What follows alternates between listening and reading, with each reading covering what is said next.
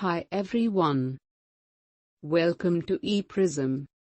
Today I am going to tell you something about Valentine Day. If you have not subscribed my channel, please subscribe it. According to Noel Lenski, a historian at the University of Colorado at Boulder, Lupercalia was clearly a very popular thing, even in an environment where the Christians are trying to close it down. In an interview with NPR, Lenski theorizes that the feast was meant to replace Lupercalia. So there's reason to think that the Christians might instead have said, "Okay, we'll just call this a Christian festival," he said. Apart from the name, these feasts share little resemblance to our modern, romantic notions of Valentine's Day. By some accounts, the true origin of Valentine's Day didn't come for another 1,000 years.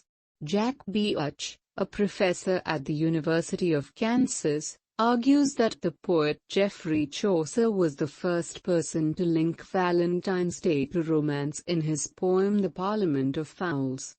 What suggests that Chaucer might have linked Valentine's Day to romance more or less by chance. Valentine's Day is approximately the time when European birds start mating. Later poets, including Shakespeare, followed Chaucer's lead and helped create the romantic connotations we have today. By some estimations, there are over 10,800 saints, of which there are more than 30 Valentines and even a few Valentinas. Two Valentines stand out as likely candidates for the namesake saint, but neither dealt with matters of the heart. The two Valentines share many similarities, leading some researchers to wonder whether they were the same man. Both Valentines were martyrs, put to death by the Roman Emperor Claudius in the 3rd century. Both men were also said to have died on February 14, although years apart. The first Valentine was a priest who was arrested during the Roman persecutions of Christians.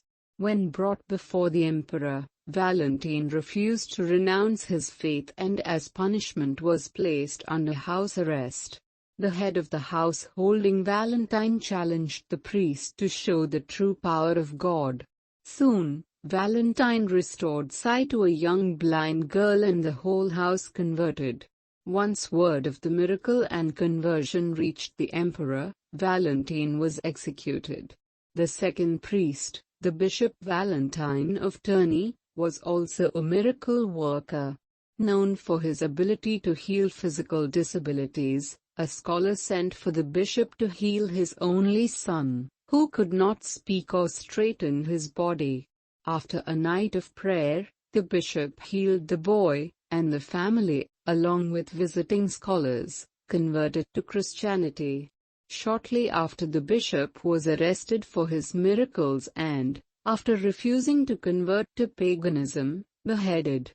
The first Valentine's Day card dates to 1415 when the Duke of Orleans sent a card to his wife while he was a prisoner in the Tower of London.